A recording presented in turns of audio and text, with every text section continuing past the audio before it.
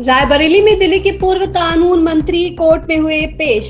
SP MLA court ने किया था फरार घोषित। पिछले 8 नवंबर को हुई थी मामले की सुनवाई। कोर्ट ने जारी किया था वारंट जारी होने के बाद आज कोर्ट में पेश हुए सोमनाथ भारती।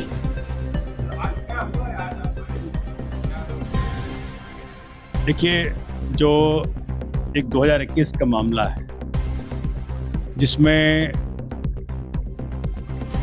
जो कार्रवाई की गई थी पुलिस के द्वारा, उस मसले में आज मुझे कोर्ट में पर्सनली अपीयर होने का आदेश हुआ था।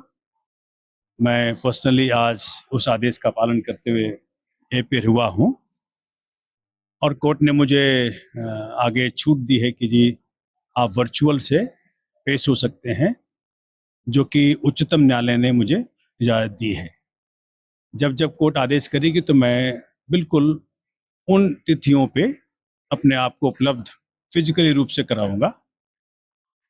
लेकिन दूसरी बात जो मैं कहना चाहता हूँ कि मीडिया के साथियों को, कि पिछले आदेश को जिस प्रकार से गलत तरह से पेश किया गया, कोर्ट का आदेश बिल्कुल नहीं फरार होने का था।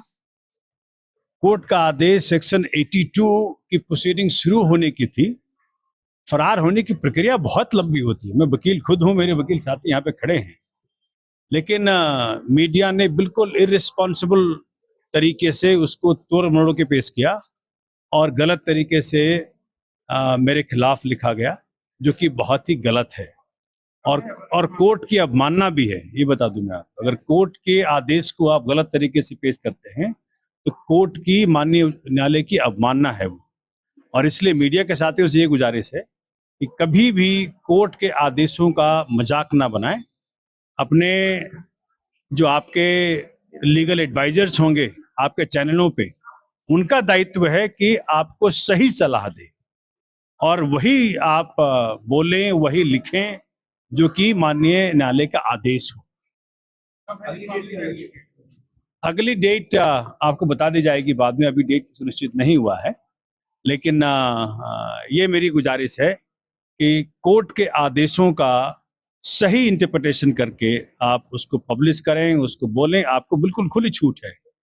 दूसरी बात, उस वक्त जब ये हुआ था तो अगर आपको याद होगा तो मेरे ऊपर स्याही डाली गई थी, बकायदा पुलिस के प्रेजेंस में एक चुने हुए प्रतिनिधि के ऊपर स्याही डाली गई, पूर्व कानून मंत्री के ऊपर स्याही डाली गई, लेकिन उस व्यक्ति के खिलाफ कोई एक्शन नहीं, कोई चार्जशीट नहीं, कोई एफआईआर नहीं।